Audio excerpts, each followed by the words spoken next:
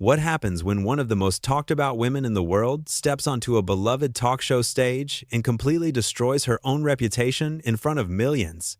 In just 32 seconds, a single comment would turn an entire studio audience against her and lead to one of the most shocking removals from a live television set ever captured on camera.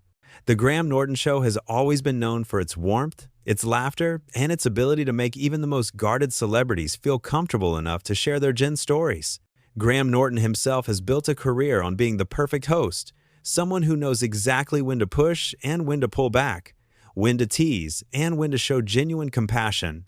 His couch has welcomed everyone from Hollywood legends to fresh-faced newcomers, and every single one of them has left feeling like they just had a conversation with an old friend. So when Meghan Markle was announced as a guest, the audience was buzzing with anticipation. Here was someone who had lived a life that seemed pulled straight from a fairy tale, and people were eager to hear her perspective, to understand her journey, to connect with the person behind all the headlines. The studio audience settled into their seats, the cameras began rolling, and Graham walked out to his usual thunderous applause. He started the show with his trademark charm, making a few jokes, warming up the crowd, getting everyone relaxed and ready for what was supposed to be an entertaining evening. When he finally introduced Meghan, the applause was generous, welcoming. She walked out wearing an elegant dress, waving to the crowd, and took her seat on the famous couch. The first few minutes went smoothly enough. Graham asked her about her latest projects, and she answered with practiced precision. But there was something in her tone, something slightly off that the trained ear could detect. It wasn't quite warmth. It wasn't quite genuine enthusiasm. It was something else entirely. Graham, ever the professional, continued steering the conversation, trying to find that sweet spot where guests open up and let their guard down. He made a lighthearted comment about how surreal it must be to go from one world to another, from acting to royal life to finding a new path. It was the kind of gentle, open-ended observation that usually leads to interesting stories. But instead of leaning into the moment, Meghan's expression changed. Her smile became tighter, more forced. She shifted in her seat and said, "You know, Graham, I think people like you will never really understand what it's like to have every single move scrutinized." The audience went quiet. It wasn't a playful jab. It wasn't banter. There was an edge to it, a sharpness that cut through the previously light atmosphere. Graham, to his credit, didn't miss a beat. He smiled and said, "Well, I do host a talk show watched by millions, so I might have a tiny bit of insight into public scrutiny." The audience laughed, grateful for Graham's ability to diffuse tension. But Meghan didn't laugh. She didn't smile. Instead, she doubled down. "That's not the same thing at all," she said, her voice taking on a lecturing tone. "You choose to be in the spotlight every week. You invite it. Some of us have had it forced upon us." Graham's smile remained, but those watching closely could see the slight change in his eyes. He was a host who had interviewed thousands of people, who had navigated countless tricky moments, and he knew when a conversation was veering into dangerous territory. He tried redirecting. "I think anyone who's ever been in the public eye, whether by choice or circumstance, can relate to the pressure," he said diplomatically. "Why don't we talk about the positive side of having a platform? You've been able to champion causes that matter to you." It was a perfectly executed pivot, offering Meghan a chance to talk about something meaningful, something that would resonate with viewers. But she wasn't interested in taking the lifeline. "The positive side?" she repeated, and there was almost a scoff in her voice. "Graham, do you know what it's like to have the media twist every single word you say? To have people write, think pieces about your character based on what shoes you're wearing?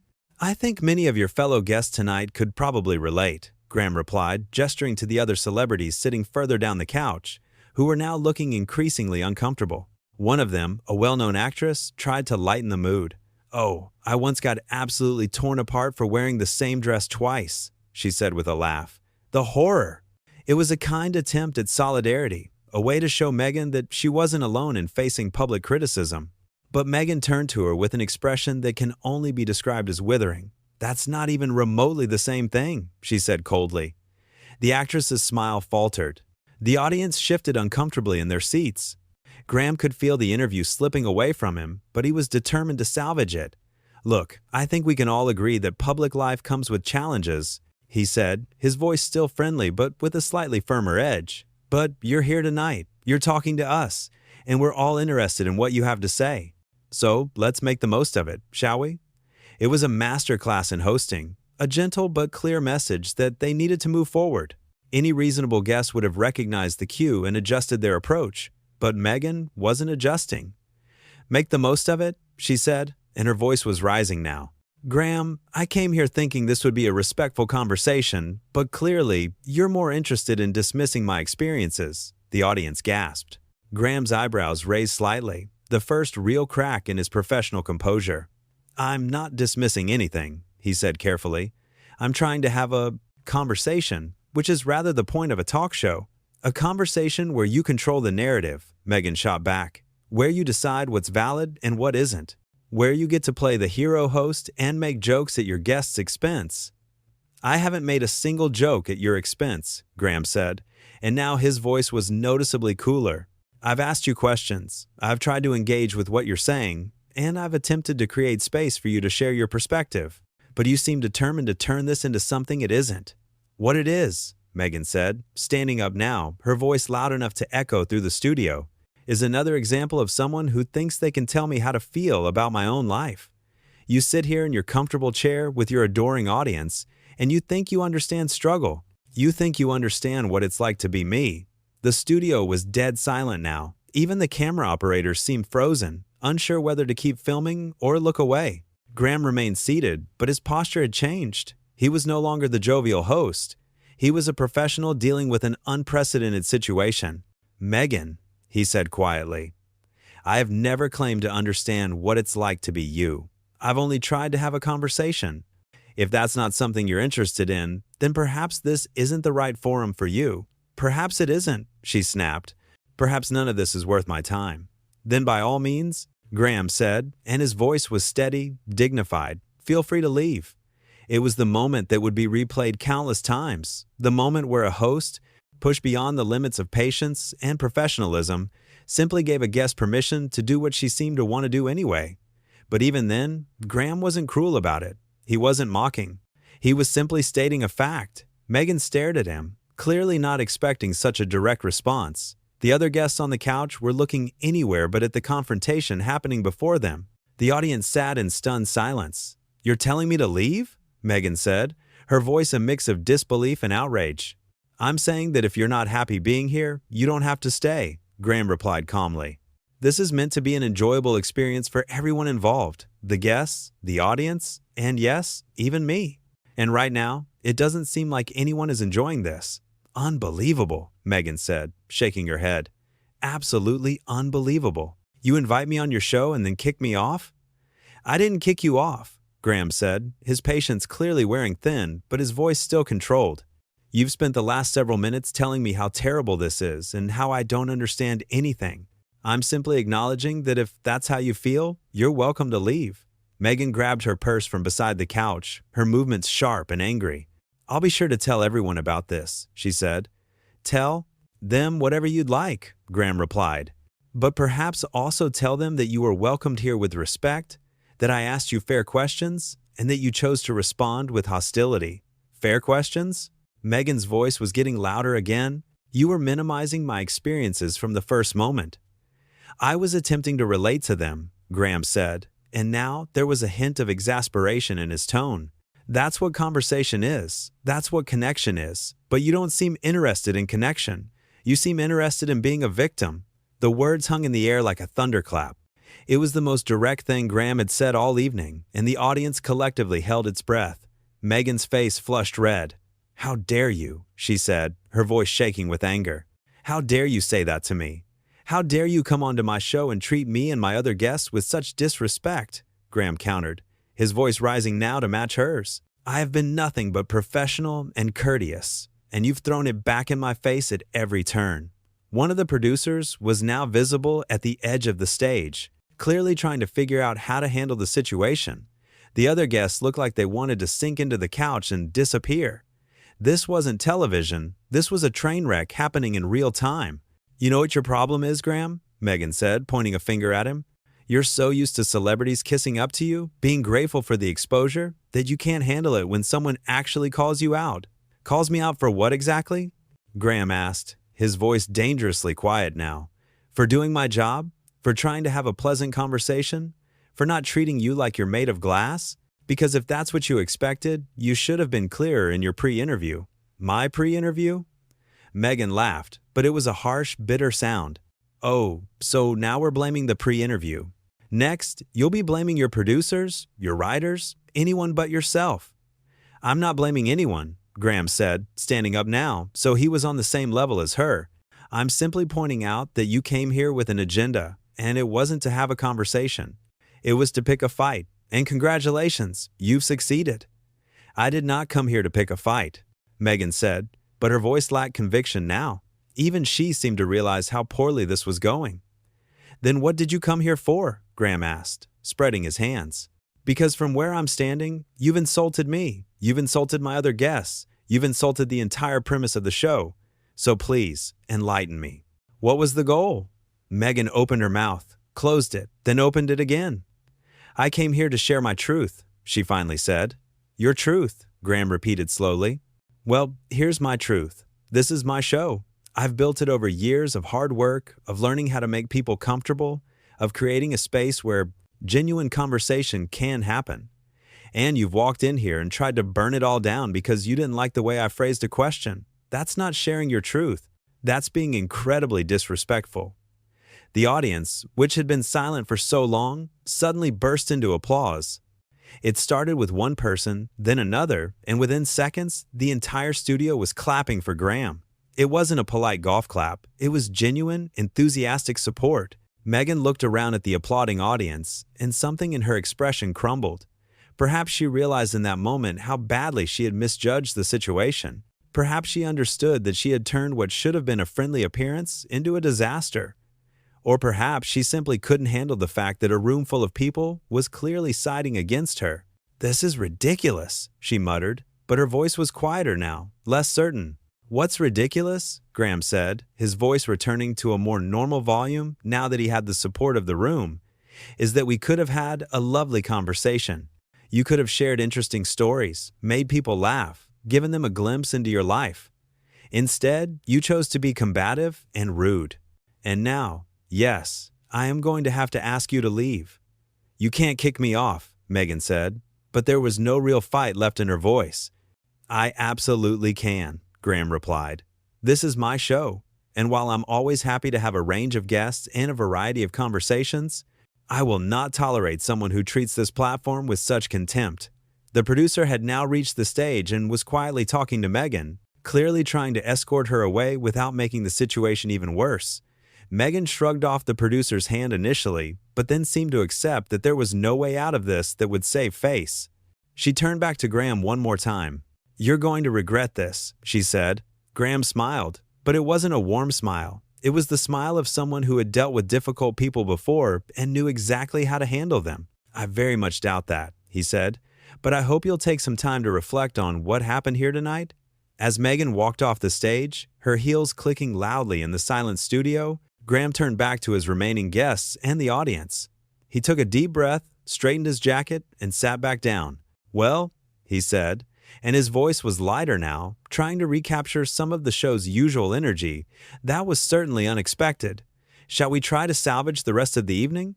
The audience erupted into applause again, even louder than before. They were applauding his professionalism, his patience, his willingness to stand up for himself and the show when pushed too far. The other guests on the couch visibly relaxed, smiles returning to their faces. I have to say, Graham, one of them said, I've been on a lot of talk shows, and I've never seen anything quite like that. Neither have I, Graham admitted with a rueful smile. And I've been doing this for quite a while. But you know what? These things happen. Not everyone is going to mesh well, and that's okay. The important thing is that we move forward with grace and humor. You certainly showed grace, the actress said. I think a lot of hosts would have lost their temper much sooner. Oh, I came close, Graham said with a genuine laugh. Believe me, I came very close. But at the end of the day, this is a show about bringing people together, about finding the humor and humanity in our shared experiences. And while that didn't work out with our previous guest, I'm not going to let it ruin the evening for everyone else. The audience applauded again, and this time there was a warmth to it, a sense that they were all in this together, that they had witnessed something extraordinary and were ready to move on. Graham turned to his next guest. So, let's talk about your new film, he said, his tone back to its usual friendly lilt. And I promise, I'll try to keep my questions from being too controversial. Everyone laughed, and just like that, the show continued. But what had just happened would not be forgotten. In those intense minutes, Graham Norton had shown exactly why he was one of the most respected hosts in television. He had tried diplomacy, he had tried humor, he had tried every tool in his considerable arsenal to make the interview work. And when none of it succeeded, when faced with continued hostility and disrespect, he had done what needed to be done. He had stood his ground.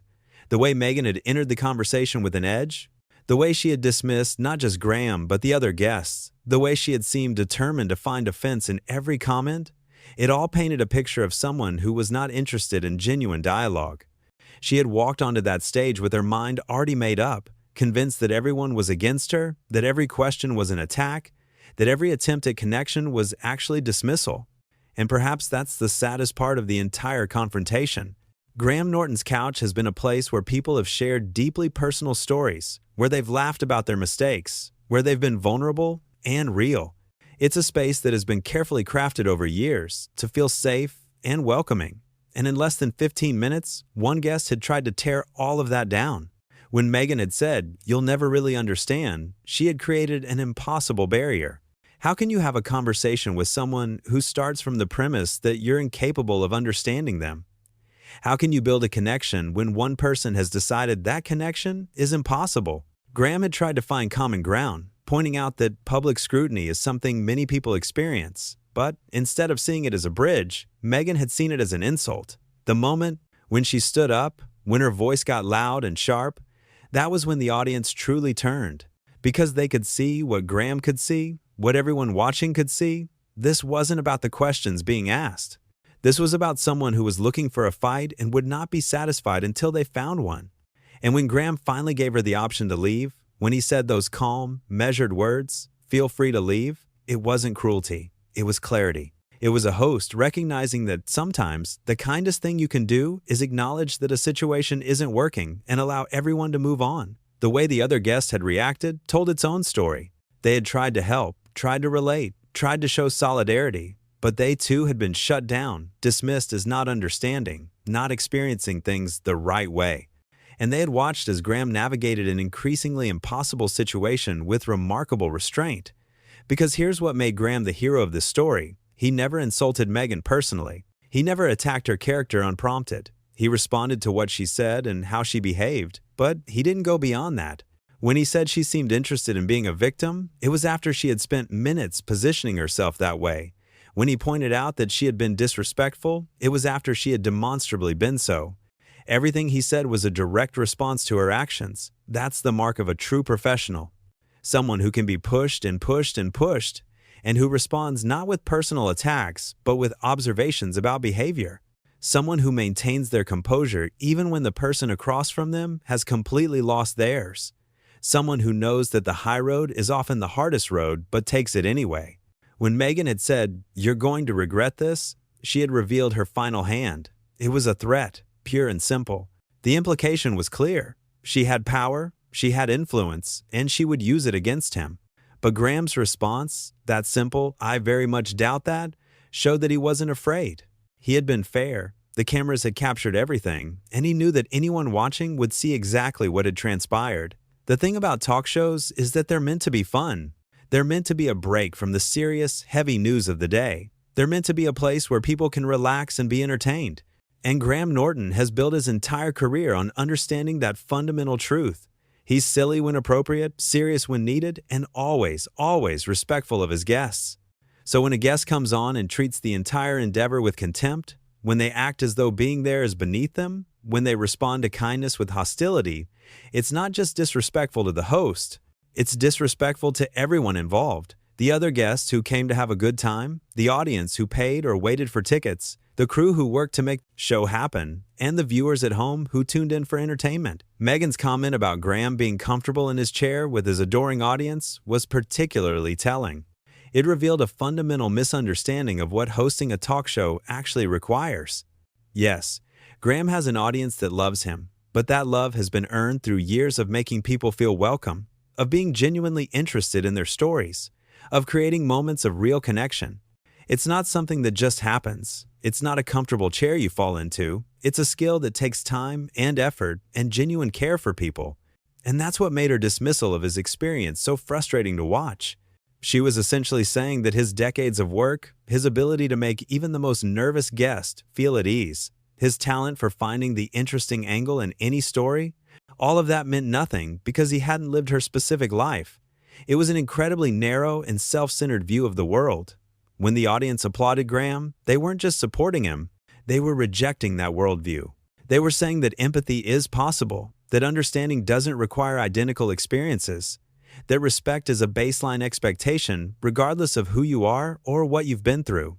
They were saying that being a public figure doesn't excuse bad behavior. And Graham's decision to continue the show, to turn to his other guests with humor and warmth, that was perhaps the most powerful statement of all. It said that one person's negativity wouldn't derail everything. It said that the show, the concept of bringing people together through conversation, was bigger than any single disastrous interview. It said that grace under pressure is always the right choice. The other guests rallied around him, acknowledging what had happened but also helping to move past it. They understood that they were part of something that had gone sideways, and they did their part to help right the ship. That's the thing about a good talk show. It's collaborative. Everyone on that couch plays a role in making the evening work. And when one person refuses to play that role, everyone else has to work a little harder. As the show went on, as the laughter returned and the conversation flowed more naturally, it became clear that the evening would be remembered not for being ruined by a difficult guest, but for showcasing what happens when a truly skilled host faces a crisis. Graham could have gotten angry. He could have been cutting and cruel. He could have made jokes at Meghan's expense for the rest of the night, but he didn't. He addressed what needed to be addressed and then moved on with dignity. That's the lesson in all of this. Professionalism isn't about being perfect. It's about how you handle imperfection. It's about maintaining your standards even when someone else has abandoned theirs. It's about knowing when to push back and when to let go. It's about protecting your space and your values while still treating others with basic human respect. Meghan had walked onto that stage with a chip on her shoulder, ready to fight battles that didn't need to be fought. And Graham had tried, really tried, to meet her where she was and guide her to a better place. But you can't force someone to have a good conversation. You can't make someone who's determined to be offended see that no offense was intended. All you can do is control your own behavior, maintain your own standards, and trust that the truth of the situation will be clear to those watching. And it was clear, crystal clear. From the moment Meghan made her first cutting comment to the moment she walked off stage, every step of the journey showed a host trying his best to salvage a sinking ship and a guest who seemed intent on drilling more holes in the hull. The contrast couldn't have been more stark. The audience's overwhelming support for Graham wasn't about taking sides in some larger cultural conversation. It wasn't about anyone's history or background or public narrative. It was simply about recognizing that in this specific situation, on this specific night, one person had been kind and patient and professional, and the other had not. It was about basic decency and respect, values that transcend any other consideration. When Graham said he hoped Meghan would take time to reflect, it wasn't said with malice. There was actually a genuine quality to it, a sense that he understood she had made a mistake and hoped she might learn from it. That's the kind of person he is, someone who, even in the midst of conflict, can hope for growth and understanding. The irony of the entire situation is that if Meghan had approached the interview differently, if she had been open and warm and willing to engage genuinely, it could have been a beautiful moment. She could have shared her perspective in a way that would have resonated with people. She could have used Graham's considerable skill at drawing people out to tell her story effectively. Instead, she turned it into a confrontation that reflected poorly on no one but herself. That's what happens when you walk into a room assuming the worst of everyone around you. That's what happens when you decide that any attempt at connection is actually an attack. That's what happens when you let your own defensiveness and bitterness poison what should have been a simple, pleasant conversation. You end up proving right all the concerns people might have had about you, and you do it in the most public way possible. Graham Norton's show will continue. His reputation will be just fine. If anything, this incident has only reinforced why people love him so much. He showed that beneath the humor and the lightness, there's a core of steel, a willingness to stand up for himself and his show when necessary. He showed that kindness doesn't mean being a doormat, and that professional courtesy has limits. As for what this moment revealed about the two people at the center of it, the contrast couldn't be clearer. One person built a career on making others feel comfortable, on finding the humanity and humor in every situation, on creating a space where genuine conversation can flourish.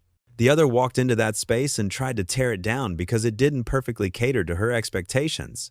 The talk show will go on, other guests will sit on that couch and have wonderful conversations. Audiences will laugh and be moved and enjoy their evenings. And this confrontation will become a strange, uncomfortable footnote, a cautionary tale about what happens when someone mistakes a friendly invitation for a hostile interrogation. But it will also be remembered as the night Graham Norton showed exactly why he's one of the best in the business. Not because things went smoothly, but because when they didn't, he handled it with grace, firmness, and unwavering professionalism. That's a lesson worth remembering, not just for hosts and entertainers, but for anyone who has to navigate difficult interpersonal situations. Sometimes the right thing to do is the hardest thing to do. Sometimes standing up for yourself and your values means making someone else uncomfortable. Sometimes protecting the good thing you've built means asking someone to leave when they're actively trying to destroy it. And sometimes, being the good guy doesn't mean being endlessly accommodating. It means knowing where your line is and defending it when necessary. Graham Norton knew where his line was, and when it was crossed, he defended it. That's what made him the hero of this story.